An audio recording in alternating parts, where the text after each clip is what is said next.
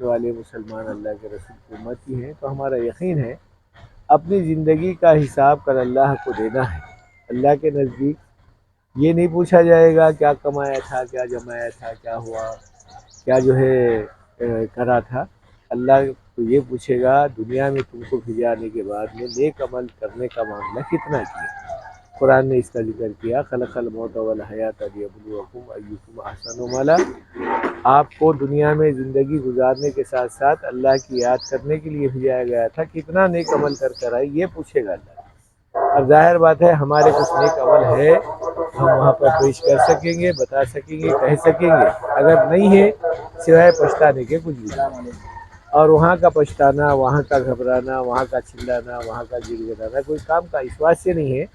دنیا میں اگر آدمی کچھ نہ کچھ کرا تو آزو بازو والے بولتے ہیں ارے بھائی کیا ہوا، کیا تکلیف ہے، کیا مصیبت ہے، مار لگا تو دواخانے کو بھی جاتے ہیں، کچھ ضرورت پڑی تو ایک آدھ دن کا کھانا وغیرہ پیش کر دیتے ہیں، لیکن وہاں کون کرے گا؟ یہاں تک کہ اپنی ماں باپ اور بیوی بچے اپنے رشتہ دار کوئی بھی ساتھ دینے والے نہیں ہوں گے سوائے ہم اپنے اکیلے اپنے ذمہ دار ہوں گے۔ عمل کی ذمہ داری انسان کے اوپر ہی رہتی ہے، اور جو عمل کرے گا بس اس کا بدلہ اللہ تعالیٰ اس کو دے گا۔ اسی لیے قرآن نے کہا فَمَن يَعْمَلْ مِثْقَالَ ذَرَّةٍ خَيْرًا يَرَهُ وَمَن يَعْمَلْ مِثْقَالَ ذَرَّةٍ شَرًّا يَرَهُ۔ رائی کے دانے کے برابر بھی اگر نیکی ہے تو اس کا بدلہ بھی اللہ دینے کو تیار ہے، اگر نہیں ہے تو پھر ظاہر بات ہے برائی کا بدلہ بھی برائی کے ساتھ میں ہوگا۔ تو اب یہاں دیکھنا یہ ہے کہ واقعی ہم لوگ اپنے نیک عمل کو زیادہ کر کے اللہ کے پاس پہنچ رہے ہیں یا نہیں۔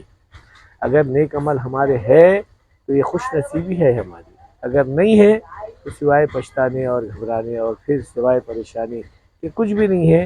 یہ چیز میرے کو بھی آنے والی ہے، آپ کو بھی آنے والی ہے۔ جہاں موت کا فرشتہ آیا، قبر کے اندر گڑھے میں جو ہے ڈال دیا جائے گا، تو بس وہ یوں سمجھو کہ دوسرے معنوں میں بس 2 منٹ کے اندر جو ہے اللہ تعالیٰ کا فیصلہ ہو جائے گا، اور پھر آدمی کے ساتھ میں سوالات جوابات کا معاملہ ہوگا۔ تو اس سے پہلے کہ بھئی اس بات کو سمجھانے کے لیے 1,24,000 پیغمبر آئے ہیں اور یہی بات کو سمجھا کر گئے ہیں کہ آپ اپنے نیک عمل کو کرو تو تمہارے لیے دنیا اور آخرت دونوں جگہ پر بھی سرفرازی کا معاملہ ہے۔ تو بہرحال ہماری گزارش یہ ہے کہ بھئی اللہ اللہ کرنا ہے، اللہ کی یاد کرنا ہے، جتنا ہم سے ہو سکتا ہے اتنا تو کرنا ہے۔ اگر اس کے علاوہ اللہ میاں توفیق دیا تو اپنی کمائی کے اندر سے ایک آدمی والا کسی کو جو ہے غریب کو یا اپنے رشتہ داروں کو دینا ہے، اگر بچا تو نہیں بچا تو کچھ بھی نہیں۔ اب رہا مسئلہ ہے کہ ہمارے جو ہے ہاتھ سے ہماری زبان سے کسی کو تکلیف نہیں ہونا، یہ ہمارے نبی کا طریقہ ہے، اسی کا نام اسلام ہے۔ اس کو اللہ نے قرآن میں کہا ان الدین عند اللہ الاسلام، اللہ اسلام کو پسند کیا ہے، یعنی اسلام کا جو طریقہ ہے وہ اللہ کو بہت زیادہ پسندیدہ ہے۔ اگر اسلام کے طریقے پر آدمی چلے گا تو جو اسلام کے طریقے پر چلے گا اللہ اس کو بھی پسند کرے گا، اگر نہیں کرا تو ظاہر بات ہے وہ اپنے عمل کا خود ذمہ دار ہے۔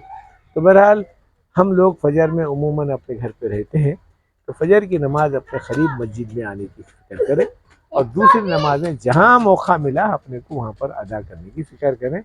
اللہ کی عبادت کے واسطے ہم اپنے آپ کو تیار رکھیں، کسی قسم کی کوئی کوتاہی ہمارے سے نہ ہو، اگر ہو گیا تو اللہ سے معافی مانگے، توبہ کریں، یہ ہمارے لیے بہتر ہے، ٹھیک ہے نا؟